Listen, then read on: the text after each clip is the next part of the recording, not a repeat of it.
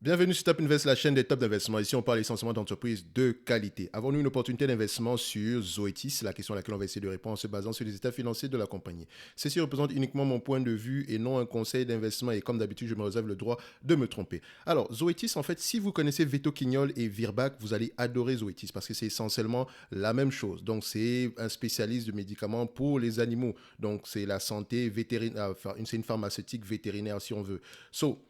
Elle a les mêmes problèmes qu'une compagnie pharmaceutique lambda. C'est-à-dire qu'on a un produit qui nous ramène beaucoup d'argent. On doit avoir plusieurs produits sous brevet, ok? Et on est également en concurrence avec les génériques. Donc il faut faire attention par rapport à ça. C'est à peu près la même chose. Pas parce que c'est pour les animaux que voilà, c'est totalement différent. C'est le même business model, sauf que le public est différent, ok? Ou bien le client final est différent. Quoique le client final à la fin, enfin, client final, ça, ce sont les animaux. Et pour les animaux ici, à peu près, il faut avoir des... Enfin, voilà, vous comprenez ce que je veux dire.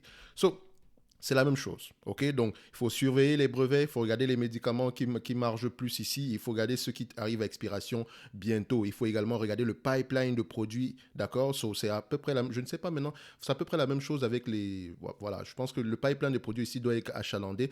En tout cas, les premiers tendent à rester les meilleurs, d'accord? Comme par exemple Zoetis présentement. Pour Zoetis, on va aller directement sur les chiffres. C'est une compagnie que j'adore. Donc déjà, premièrement, sachez qu'il faut la mettre dans votre watchlist, ok? C'est une très très belle entreprise, ok? Ici, je vais suivre le canevas comme d'habitude. Ici, revenu, croissance du revenu, free cash flow, dette nette, etc. Donc, on fait exactement la même chose. Je mets ça ici, voilà. Et boum. Donc, en termes de revenus, qu'est-ce qu'on obtient ici en date d'aujourd'hui pour cette compagnie-ci? J'aime avoir des revenus qui sont stables et croissants. Qu'est-ce que j'obtiens ici? Revenus stables et surtout croissants. Maintenant, j'aimerais savoir qu'est-ce que je pourrais attendre cette année-ci en termes de revenus, d'accord, pour pouvoir à peu près avoir ce que je pourrais mettre ici par rapport à 2022. Je pense qu'elle a sorti ses résultats dernièrement. Je ne les ai pas regardés parce que ce n'est pas une compagnie que j'ai en portefeuille, mais c'est une belle entreprise qui est sûrement qui est dans ma watchlist. Je vais peut-être aller regarder ça après, mais comme je vous l'ai dit ici tantôt, c'est une très, très, très belle entreprise. Si vous avez aimé Veto Quignol et Virbac, vous allez adorer celle-ci, comme je le disais tantôt tout à l'heure. Et nous, on a aimé Veto Quignol et Virbac sur cette chaîne-ci. Alors, ici, en termes des analystes attendent à voir à peu près combien. Je ne vais pas regarder le nombre d'analystes qu'il y a dessus parce que c'est certain qu'on est assez nombreux, parce que c'est une compagnie qui est très suivie. On regarde le revenu ici. Les analystes s'attendent à peu près à avoir aux alentours de 8 milliards 152 millions. Le management s'attend à avoir à peu près combien? Le management s'attend à peu près à avoir 8 milliards 75 millions ici en maximum. Donc ça pourrait être plus élevé que ça, ou bien en tout cas ça va être situé dans le 8 milliards. Ok, actuellement on a combien ici? On a à peu près 8 milliards ici. Bon, on va faire simple, hein. On va prendre ce que le management dit par rapport au voilà, leur estimation ici, mais l'estimation la plus basse ici, c'est 8 milliards. Donc, on prend 8 milliards en termes de revenus. Si c'est plus que ça, tant mieux. Maintenant, en termes de croissance, je vous ai toujours dit que la croissance ici, c'est juste une question d'information. C'est juste pour voir si on a une compagnie de croissance ici, parce que la croissance, à la fin de la journée, il faut connaître la stratégie finale du management. Donc, il faut lire les rapports financiers pour à peu près avoir une coloration à peu près certaine de ce qui pourrait se passer dans le futur. Donc, nous, ici, sur les 10 dernières années, nous avons une compagnie ici qui a une croissance de 6%.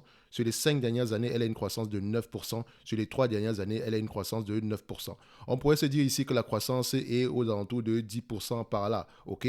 On pourrait se dire cela. Mais maintenant, est-ce qu'on a une garantie que la croissance sera de plus en plus élevée dans le futur ou bien va rester à peu près au même niveau? Point d'interrogation. Donc, je prends ici 10%. C'est ce qu'on a comme information. Mais moi, d'habitude, j'ai l'habitude de couper la croissance en deux ici, surtout quand je ne suis pas certain. Mais attention, la croissance ici est au moins de 9%. Si je devais entrer là une croissance ici dans notre modèle ici d'analyse, j'aurais pris 5%, donc peut-être la moitié, disons que presque la moitié de ce montant-là, ok? Donc ça reste ici à titre d'information uniquement. De toutes les façons, si une entreprise est de croissance, je préfère l'acheter ici à un prix qui n'inclut pas la croissance. Donc, ça c'est terminé pour la croissance. Maintenant, on passe au niveau des free cash flow. Alors, j'ai l'habitude de comparer les net income et les free cash flow, ok? Donc quand je prends les free cash flow ici, ok? Je les mets là. Je ne les ai pas en margin ici, donc en marge sur ce logiciel-ci. Donc c'est pour ça que je vais prendre un raccourci. Donc généralement, je prends ça, net income. Donc on prend ça, on ferme là. Ok, donc généralement, le raccourci que je prends, c'est que je compare les deux. J'essaie de regarder est-ce qu'il y a une différence entre les deux. Ça ne me dérange pas qu'un free cash flow soit supérieur au net income. D'accord? Ça ne me dérange pas du tout. Mais il faut toujours aller regarder pourquoi. Mais si un free cash flow est différent du net income, là, ça me dérange. Il faut aller poser la question pourquoi. Parce qu'il y a des entreprises qui ont des net income positifs, mais des free cash flow négatifs, ou bien deux fois moins élevés que les net income. Il faut aller regarder pourquoi. OK? Donc ici, quand je compare les deux, je vois que les net income et les free cash ont tendance à être ensemble, ok? So, je me prends ici la marge des free cash, la marge des net income. Donc voilà, je prends la marge des net income ici, ça va me donner une idée générale de la rentabilité de cette compagnie ici. Donc en termes de marge, je prends ici la médiane. OK, so, on prend la médiane sur cette période-ci. Qu'est-ce qu'on obtient sur les 5 dernières années? Nous avons 24%, disons 25% par là. Sur les 3 dernières années, à peu près 25% par là. Donc, je vais prendre 25% ici. Et je vais également aller vérifier par rapport à ce que par rapport aux prévisions des analystes en termes de marge. Est-ce qu'on s'attend à avoir des marges élevées, des marges stables ou bien des marges qui vont diminuer? OK, parce qu'il faut vous dire une chose, les analystes lisent sur la compagnie, ils connaissent la compagnie, même si les price targets ne sont pas souvent évidents, mais ils vous donnent généralement des price targets sur un an. Donc, prochainement, quand vous allez voir voilà, un objectif de prix, dites-vous toujours que les analyses, c'est sur un an. Or, c'est difficile d'avoir un objectif de prix sur un an. Très, très difficile. D'accord? Donc, si vous voulez l'étendre sur le... Parce qu'il y a beaucoup de choses qui peuvent arriver. Ce n'est pas parce qu'une entreprise a un objectif de prix de 100 dollars s'échange à 50 dollars aujourd'hui que l'analyse a forcément raté. Non, c'est peut-être parce que, voilà, la situation actuelle force à ce que certaines personnes qui détiennent l'entreprise, qui détiennent les actions de l'entreprise, se mettent à vendre rapidement parce qu'ils ont besoin de cash. Donc, il y a beaucoup d'éléments qui rentrent en compte pour que l'objectif de prix ne soit pas atteint. Faites attention. Mais les objectifs de prix, il faut les questionner. Si vous me dites que l'objectif de prix, c'est 100 dollars et que je me rends compte que c'est 50 fois les bénéfices alors qu'il n'y a même pas de croissance ici, là, je dois commencer à tiquer. Faites attention, OK? So, ça tique d'informations de toutes les façons. Sinon, vous allez vous faire lessiver partout, d'accord? Qu'importe l'information que vous allez avoir sur Internet, même sur cette chaîne-ci, c'est uniquement pour un outil d'aide à la décision. Vous n'allez jamais vous baser uniquement sur ces éléments-là pour prendre des décisions d'achat ou de vente. Non, je peux être négatif sur une compagnie, mais je vous donne mes arguments. D'accord? Et vous pouvez être positif, mais vous avez vos arguments, mais il faut toujours avoir le contre-argument ici pour pouvoir à peu près prendre une décision, disons, on va se dire, voilà, on va dire faire. Donc, voilà, une décision qui pourrait peser le pour et le contre. So, on revient ici, on se rend compte que les marges auront tendance à augmenter selon les prévisions des analystes. OK? Les marges auront tendance à augmenter. Tant mieux, c'est une information. Moi, je prends 25% de marge bénéficiaire, c'est ce qu'on a présentement ici. OK? So, c'est tout ce qui m'intéresse, c'est que les marges vont augmenter, mais je ne vais pas prendre ça en considération dans mon analyse ici aujourd'hui, mais je sais que ça pourrait arriver. Mon problème maintenant, c'est de savoir, est-ce que le management l'a dit, est-ce qu'ils l'ont mentionné dans les conférences calls, etc. Et ça va provenir d'où? OK? Est-ce qu'on va faire des économies, etc. Donc, nombre d'actions ici, j'aimerais voir un nombre d'actions qui diminue. OK? Donc, en termes de nombre d'actions ici, qu'est-ce que j'obtiens? J'ai ça. Boum, j'adore ça. Mon nombre d'actions qui diminue. Oui, beaucoup de gens vont se dire ici, quand on va parler surtout du dividende, n'oubliez jamais qu'il faut combiner le buyback plus le dividende versé pour savoir à peu près combien est-ce qu'on retourne aux actionnaires chaque année. Les deux vont ensemble. Ne jamais les regarder de manière séparée. Donc, pour ceux qui aiment le dividende, ils se disent, oh ouais, 1%, c'est trop peu. Non, c'est pas 1%. C'est ça, tout ce qu'on verse ici pour le dividende, plus ce qu'on verse ici qui fait à peu près vos rendements aux actionnaires. Donc, le dividende plus le buyback. Faites attention. OK? So, parce que si on arrête de faire les buybacks et qu'on vous donne un dividende, vous aurez un rendement plus totalement différent. Donc on voit ici, on a à peu près 469 millions, enfin on va mettre 469 millions ici, vu qu'ils rachètent leurs actions. Peut-être qu'on en a moins ici aujourd'hui. Je mettrai ici 469 millions, 4, 6, 9. OK, PER moyen ici, c'est là où tout va commencer à être compliqué. Donc il faut avoir des PER raisonnables. C'est pas parce que le marché paye des PER de 40 fois les bénéfices que moi, je vais payer 40 fois les bénéfices. Jamais de la vie. Donc sachez également qu'à ce niveau-ci, j'aurai un raisonnement biaisé. Et si vous pensez que l'entreprise mérite 40 fois les bénéfices, allez-y faire ce que vous voulez dessus. Mais n'oubliez jamais une chose, les PER élevés tendent toujours à redescendre. Faites attention à ça, même s'il y a de la croissance. Regardez Facebook, regardez Meta, regardez Amazon, regardez Google. J'ai regardé un truc aujourd'hui, on me disait que Apple valait plus que Amazon, Google et Meta réunis. Ça m'a fait rire en fait. Soit à la fin de la journée, bon, voilà, voilà, c'est à partir d'aujourd'hui, mais je pense qu'à long terme, ça sera totalement différent. OK? So, même si Apple est une très très belle entreprise, d'accord? So, ici, on a 40 fois les bénéfices. Vous voyez que les gens ont payé 40 fois les bénéfices pour cette compagnie-ci. Imaginez que 40 fois les bénéfices, c'est peut-être plus que 40 fois les bénéfices même. Donc, c'est plutôt à ce niveau, quelque part par là, 200 dollars. Vous voyez déjà que ça, par contre, je n'aurais jamais investi cette compagnie-ci aux alentours de 200 dollars. Même si on prenait en considération la croissance, sauf si on avait une augmentation des marges ici. Mais on prend ici 30%, le marché paye 40 fois les bénéfices en moyenne. Sur les 10 dernières années, c'est 40 fois les bénéfices. Sur les 5 dernières années, c'est 42 fois les bénéfices. Sur les 3 dernières années, c'est 45 fois les bénéfices. Excusez-moi, mais moi, je vais prendre 20 fois les bénéfices et 20 fois les bénéfices et 25 fois les bénéfices. C'est tout. Je ne prends pas plus que ça. Donc, X20, d'accord, et X25. X25, OK?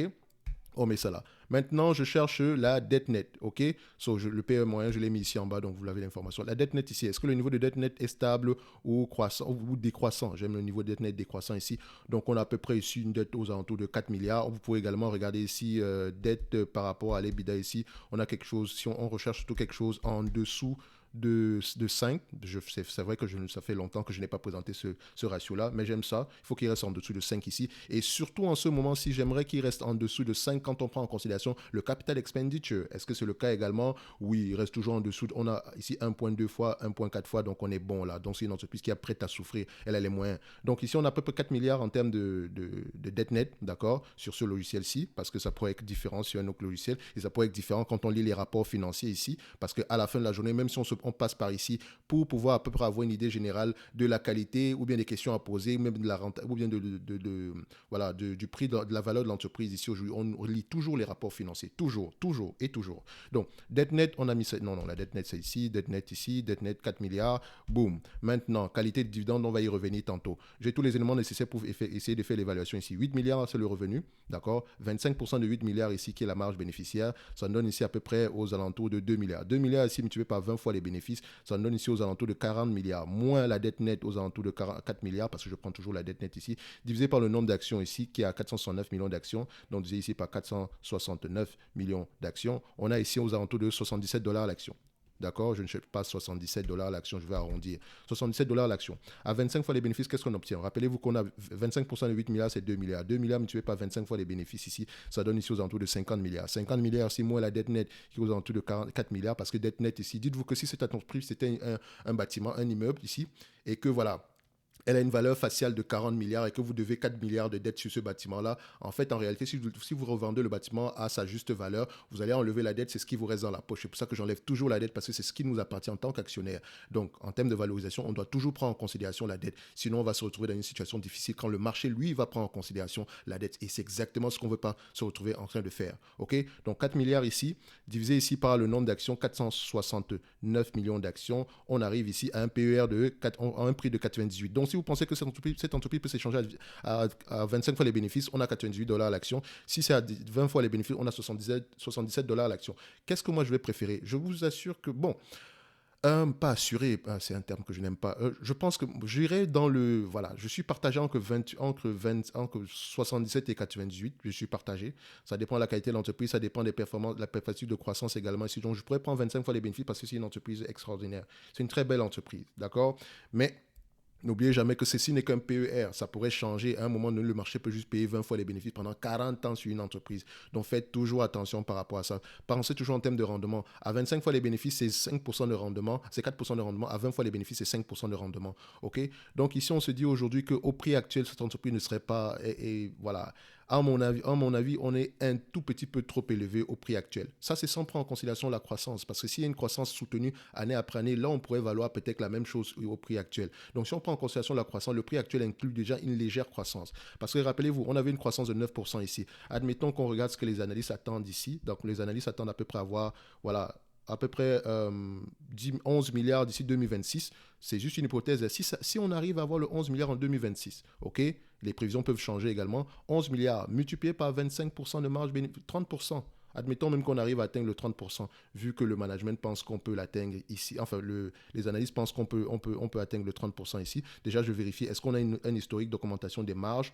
Oui, on a une historique d'augmentation des marges ici, donc ça peut être le cas. Mais à peu près depuis 3 ans, on n'augmente pas nos marges ici, donc faites attention également à ça. Donc, admettons même qu'on reste à 25 fois les bénéfices, à 25% de marge bénéficiaire, n'exagérons pas. Fois 0,25, d'accord, multiplié par, voilà, disons, 25 fois les bénéfices, exagérons, d'accord, divisé par le nombre d'actions, moins la dette nette actuelle aujourd'hui, divisé par le nombre d'actions qui serait aux alentours de 469 millions d'actions, 469 millions d'actions, on pourrait se retrouver à 138 $. Vous voyez, même en exagérant, d'accord, donc revenu qu'on n'a pas encore obtenu, 11 milliards, 25% de marge bénéficiaire à 25 fois les bénéfices, on est à 138 $ l'action, presque le prix d'aujourd'hui. Moi, je ne vais pas payer ce prix-là.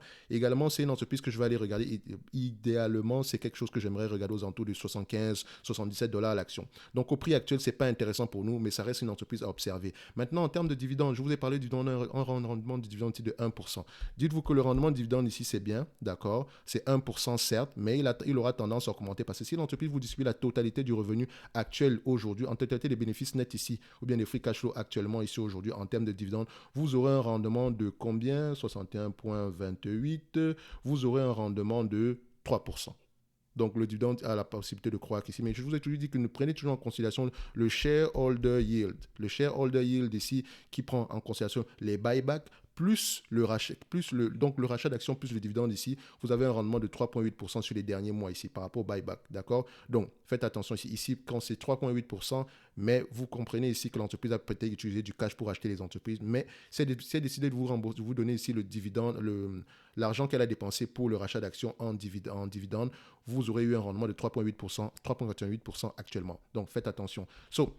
Le dividende ici, il est safe, d'accord? On peut distribuer jusqu'à 3% de dividende ici sans sourciller, d'accord? Il est safe, mais voilà, voilà, c'est pas ce qu'on recherche généralement. Généralement, nous, on recherche un free cash flow yield aux alentours de 7, 8, 10, quelque chose qui s'en va vers le 10%, qui tend vers le 10% ici. Et c'est clairement parce qu'on a ici. Donc, en tout cas, le dividende, il est safe, c'est tout ce qu'on doit répondre ici. Donc, si vous pensez que le dividende va continuer à croître pour cette compagnie ici, c'est la réponse à cette question, c'est qualité de dividende.